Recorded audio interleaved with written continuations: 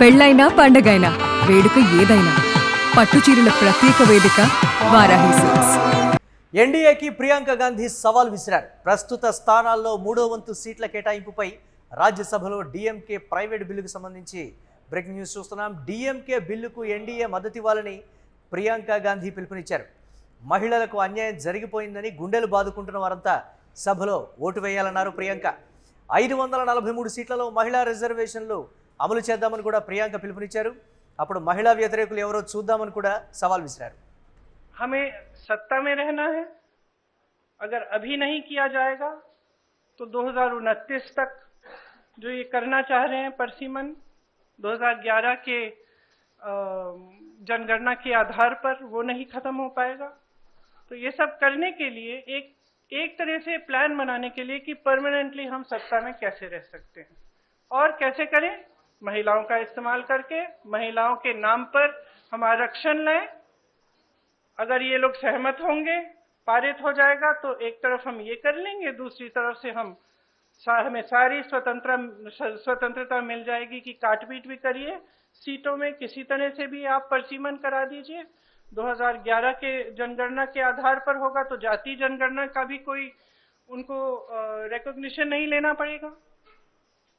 तो ये साफ है कि उन्होंने सोचा चलो पारित हो जाएगा तो जीत, पारित नहीं होगा तो हम हर नेता के सामने बाकी पार्टियों को महिला विरोधी कहकर महिलाओं के मसीहा बन जाएंगे। तो आप महिलाएं हैं, हम जानती हैं कि महिलाओं का मसीहा बनना इतना आसान नहीं है, करके दिखाना पड़ता है। एक इतिहास है, कांग्रेस पार्टी का एक इतिहास है, विपक्षी दलों का एक इतिहास है, भाजपा का इतिहास है महिलाओं के संदर्भ में, और वो इतिहास बहुत स्पष्ट है। आपके खड़े होने से सदन में उसका विपरीत कहने से कोई फर्क नहीं पड़ता। महिलाएं देख रही हैं, उन्नाव को देखा, हाथरस को देखा, ओलंपिक की खिलाड़ियों को देखा, यहीं दिल्ली में सड़क पर बैठी थी, किसने पूछा उनको? मणिपुर में महिलाओं को देखा, किसने पूछा? और आज आप संसद में खड़े होकर कह रहे हैं हम मसीहा बनना चाहते हैं महिलाओं के। तो ये बहुत स्पष्ट है कि ये महिला आरक्षण बिल की बात नहीं थी, ये परसीमन की बात थी, और परसीमन इनको इस आधार पर करना था जिसमें इन्हें जाति के आंकड़े नहीं देखने की जरूरत होती और अपनी मनमानी करने की पूरी स्वतंत्रता मिलती। तो ये बिल्कुल मुमकिन ही नहीं था कि विपक्ष उनका साथ दे, और मैं बहुत खुश हूं कि आप सबने, देश ने देखा कि जब विपक्ष एकजुट हो जाता है तो किस तरह से इनको हराया जाता है। ప్రియాంక కామెంట్స్ కి సంబంధించి మరిన్ని అప్డేట్స్ మా కరెస్పాండెంట్ కిరణ్ అందిస్తారు. కిరణ్, నిన్న పార్లమెంట్లో జరిగిన పరిణామం తర్వాత కాంగ్రెస్ పార్టీ రెట్టించిన ఉత్సాహంతో మాట్లాడుతున్నటువంటి విధానం, ప్రియాంక గాంధీ ఇచ్చినటువంటి పిలుపుకి మరి ఎన్డీఏ ఏ విధంగా స్పందిస్తుందనేది ఒకటైతే, డిఎంకే బిల్లుకి ఎన్డీఏ మద్దతు ఇవ్వాలని ఆమె ఇచ్చినటువంటి పిలుపు కావచ్చు, మహిళలకు అన్యాయం జరిగిపోయిందని గుండెలు బాదుకుంటున్న వారంతా సభలో ఓటు వేయాలని ప్రియాంక చెప్పడం నిజంగా ఏ రోజుకి ఆ రోజు పైచే సాధిస్తూ వస్తుంది కాంగ్రెస్ పార్టీ. ఏంటి, ఎలా చూడాలంటారు దీన్ని? మురళి, ఎన్డీఏకి ప్రధానమంత్రి నరేంద్ర మోడీ, అమిత్ షా ఇద్దరికి నేరుగా కాంగ్రెస్ పార్టీ అగ్రనేత ఎంపీ ప్రియాంక గాంధీ సవాల్ ఇచ్చారు. ఏదైతే మహిళా బిల్లు కాంగ్రెస్ పార్టీ అడ్డుకుంటుంది అని చేస్తున్న ప్రచారాన్ని తిప్పికొట్టారు. రాజ్యసభలో డిఎంకే పెట్టిన ప్రైవేట్ బిల్లుకు మద్దతు ఇవ్వాలంటూ ఎన్డీఏ కూటమికి సవాల్ ఇచ్చారు. ఏదైతే లోక్సభలో లోక్సభలో రాజ్యాంగ సవరణ బిల్లు 131 నిన్న ప్రవేశపెట్టారు. అయితే 2/3 వంతు మెజార్టీ లేకపోవడంతో ఆ బిల్లు వీగిపోయింది. మహిళా బిల్లు 2023లో ఆమోదం పొందినప్పటికీ ఆగమేఘాల పైన 2029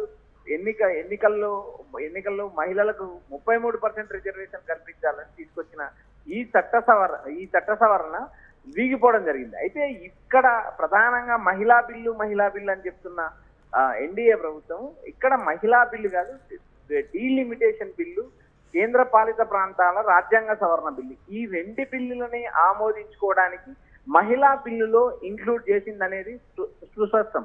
ఎందుకంటే ఈ వ్యవహారం చాలా మందికి తెలియకపోవచ్చు. నేరుగా మహిళా బిల్లును అడ్డుకున్నారు. మహిళా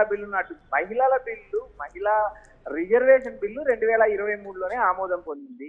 2024 ఎన్నికల్లోనే అమలు చేయమని కాంగ్రెస్ పార్టీ చిత్తశుద్ధితో కోరింది. అయితే 2024 ఎన్నికల్లో కాదు, 2034 ఎన్నికల్లో మహిళల రిజర్వేషన్ 33% అమలు చేస్తామంటూ గతంలో మోడీ, అమిత్ షా, బీజేపీ ప్రభుత్వం ప్రకటించడం జరిగింది. ఇప్పటికిప్పుడు కేవలం 5 రాష్ట్రాల ఎన్నికల్లో 3 రాష్ట్రాల ఎన్నికలు ముగిశాయి. వెస్ట్ బెంగాల్, తమిళనాడు ఎన్నికల్లో లబ్ధి పొందేందుకు మరోపక్క తమకు ఏదైతే బీజేపీ ప్రభుత్వానికి ఎదురు లేకోకుండా లోక్సభలో, రాజ్యసభలో పార్లమెంట్ సీట్లు పెంచుకోవడానికి ఒక వ్యూహాత్మకంగా మహిళా బిల్లుతో జత చేసి డీలిమిటేషన్ బిల్లుతో పాటు ఏదైతే కేంద్ర పాలిత ప్రాంతాల రాజ్యాంగ సవరణ బిల్లును తీసుకొచ్చారు. ఇక్కడ ప్రధానంగా మహిళల బిల్లును ఎప్పుడో ఆమోదించిన మహిళల బిల్లును ఇప్పుడు ఆగమేఘాల మీద తీసుకొచ్చి ఈ 2 బిల్లులకు లింక్ చేయాల్సిన అవసరమే ఉంది. ఒకవేళ ఎన్డీఏ ప్రభుత్వానికే మోడీ, అమిత్ షాకి ఇద్దరికి చిత్తశుద్ధి ఉంటే రాజ్యసభలో డిఎంకే పెట్టిన మహిళా బిల్లుకు, ప్రైవేట్ బిల్లుకు మద్దతు ఇవ్వమని నేరుగా సవాల్ విసిరారు. ఇప్పటికే లోక్సభలో అటు రాహుల్ గాంధీ, ఇటు ప్రియాంక గాంధీ ప్రసంగాలు చూసిన తర్వాత ఎన్డీఏ కాంగ్రెస్ పార్టీని బద్నాం చేయడానికి మాత్రమే ఈ బిల్లు మెజార్టీ లేకపోయినా అటు లోక్సభలో ప్రవేశపెట్టిందనే విషయం స్పష్టంగా అర్థమవుతుంది. ఎందుకంటే 2/3 290 మంది సభ్యులు, అంటే 240 మంది సొంత పార్టీకి సంబంధించిన బీజేపీ సభ్యులు ఉన్నారు. మిగిలిన ఎన్డీఏ కూటమిలో ఉన్న చిన్న చిన్న పార్టీలన్నీ కలిపి 293 మంది సభ్యులు ఎన్డీఏ ప్రభుత్వానికి ఉన్నారు. ఇలాంటి పరిస్థితుల్లో 360 మంది ఎంపీల మద్దతు కావాల్సిన బిల్లును నెగ్గదు అని తెలిసి కూడా బిల్లు ఎందుకు లోక్సభలో ప్రవేశపెట్టారు? కేవలం ప్రతిపక్షాలను బద్నాం చేయడానికి మాత్రమే ప్రవేశపెట్టారంటూ ప్రియాంక గాంధీ నేరుగా విమర్శించారు. చాణక్యుడు లాంటి వాడే అమిత్ షా తెలివితేటలను చూసి ఆశ్చర్యపోతాడంటూ చేసిన ప్రియాంక కామెంట్ జనాల్లోకి సుతంగా చుట్టుకుని వెళ్తుంది. ఎందుకంటే మీకు చిత్తశుద్ధి ఉంటే 2029 ఎన్నికల్లో మహిళల బిల్లును అమలు చేయండి, మహిళా రిజర్వేషన్ అమలు చేయండి, అందుకు నేరుగా డిఎంకే పెట్టిన ప్రైవేట్ బిల్లుకు మద్దతు ఇవ్వండి అంటూ ప్రియాంక గాంధీ సవాల్ ఇచ్చారు. ఈ సవాల్ పైన ఇంతవరకు అటు అమిత్ షా కానీ, మోడీ కానీ స్పందించలేదు. నేటి రాత్రి 8:30కు జాతిని ఉద్దేశించి ప్రధానమంత్రి మోడీ ప్రసంగిస్తారంటూ ఇందాక ఒక ప్రకటన వచ్చింది. అయితే ఇక్కడ ప్రధానంగా ప్రతిపక్షాలు అడ్డుకున్నాయి అనే అంశాన్ని జనాల్లోకి తీసుకొని పోవడానికి బీజేపీ అస్త్రశస్త్రాలు సిద్ధం చేస్తుంది. ఇప్పటికే ఎన్డీఏ నిరసనలకు పిలిపించింది. నేడు ఆంధ్రప్రదేశ్ లో కూడా, ఇటు తెలంగాణలో కూడా, అటు బీజేపీ, ఇటు ఎన్డీఏ కూటమి కూడా ఈ నిరసనలో పాల్గొంది. ఇక్కడ మహిళల బిల్లు ఎవరు అడ్డుకోలేదు. మహిళల బిల్లు గతంలో 2023లోనే లోక్సభ, రాజ్యసభలో ఆమోదం పొందింది. కాంగ్రెస్ పార్టీ మిత్రపక్షాలు అడ్డుకున్నది కేవలం డీలిమిటేషన్ బిల్లు. ఇప్పటికిప్పుడు 850 సీట్లు పెంచుకొని ఉత్తరాది రాష్ట్రాల్లో కేవలం 6 రాష్ట్రాల్లో ఉన్న సీట్లతోనే బీజేపీ అధికారంలోకి రావడానికి ప్రయత్నిస్తుంది. ఇది కేవలం వచ్చే ప్రజల్లోకి మీరు ఇప్పుడు చెప్పినటువంటి అంశాన్ని ప్రజల్లోకి బలంగా కాంగ్రెస్ పార్టీ తీసుకువెళ్ళగలదా? అంటే ప్రియాంక ఏదైతే చెప్తుందో దాన్ని బలంగా ప్రజల్లోకి తీసుకువెళ్ళగలిగేటువంటి పరిస్థితులు ఉన్నాయి. అంటే భారతీయ జనతా పార్టీ రాజకీయం అంతా కూడా డిఫరెంట్గా ఉండేటువంటి సిచ్యువేషన్స్ ఉంటాయి. దాన్ని ఎలా చూడాలంటారు కిరణ్?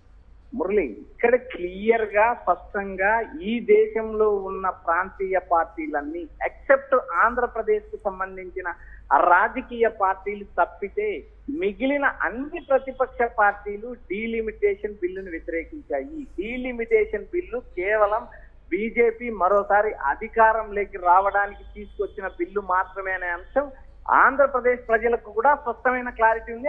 అంతేకాకుండా దేశవ్యాప్తంగా ఇండియా కూటమి అధికారంలో ఉన్న రాష్ట్రాలను, ఇండియా కూటమి ప్రతిపక్షాలు ఉన్న రాష్ట్రాల్లో కూడా స్పష్టత ఉంది. కేవలం బీజేపీ తన అధికారాన్ని మరోసారి రప్పించుకోవడానికి మాత్రమే 850 మంది లోక్సభ సభ్యులు ఉండాలి అనే ఒక డీలిమిటేషన్ బిల్లును తీసుకొచ్చింది.